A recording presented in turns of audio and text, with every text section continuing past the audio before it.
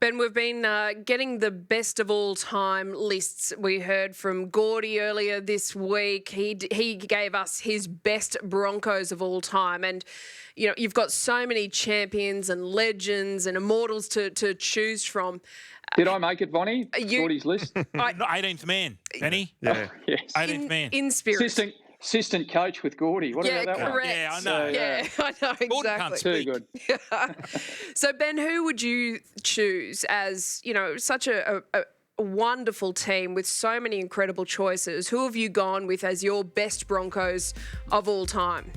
All right, Darren Lockyer, fullback. On the wings, the great Michael Hancock, who I will qualify and say is a very good mate of mine, but 274 games, 5 premierships, 17 State of Origins and 2 Kangaroo Tours. He'll be joined by Wendell Saylor on the other flank. In the centres, I've gone for Steve Renouf and Justin Hodges. My halves, and this was difficult for me in one sense because I grew up idolising Wally Lewis, but Kevy Walters, for mine, is one of the greatest Broncos we will ever see. And to think I wouldn't have him in the halves next to Alfie Langer, I thought was criminal, which then meant Kerrod Walters, as part of the Ipswich connection, had to be at hooker. In the front row, Shane Webke and Glenn Lazarus. In the back row, Brad Thorne, Gordon Tallis. I put Peter Ryan at lock. Keddy knows this story, but Wayne Bennett tells this, gives this great line. He said he's coached a lot of players, and he was talking about Neville Costigan in this instance, but I know Peter Ryan fits this mould. He's coached a lot of players that would die for him, but he's had a rare few that would kill for him, and Peter Ryan is in that group. He, a little bit like the Raging Bull, we've all seen this on and off the field, has moments where he glazes over, and you want him in your side when he's behaving that way. So Peter Ryan was my lock.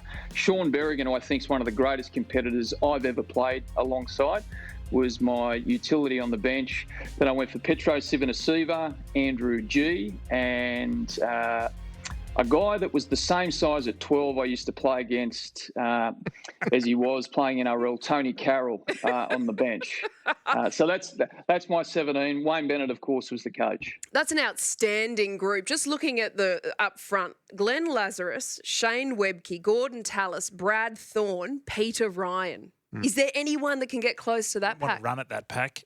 It's very mean. Peter Ryan, his technique, speaking about technique, I tried to run over him once and he got under my ribs. He broke a rib and knocked me out in the one tackle. So I thought, I'll get over top. He got underneath, hit me, wind me, and as he drove me back, I knocked me out. Any time it's ever happened.